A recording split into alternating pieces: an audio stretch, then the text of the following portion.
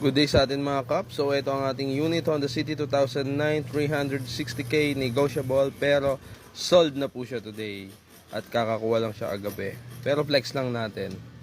Pwede sa maselan mga kap. Let's check this out. So ayan, carbon yan mga kap. Solid yan, tapos nakamags pa, sobrang pogi, pwede sa maselan and pang forma na din.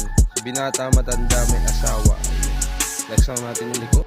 At yan, nandun pa nga sa baba si Bruni Honda City 2009 VTEC. Alright. Tapos, ayan, silipin naman natin ngayon yung kanyang loob. Siyempre, ito ay naka leather seat, Recaro matting, malinis ang dashboard, walang punit ang kanyang seat. Puan. Ayan.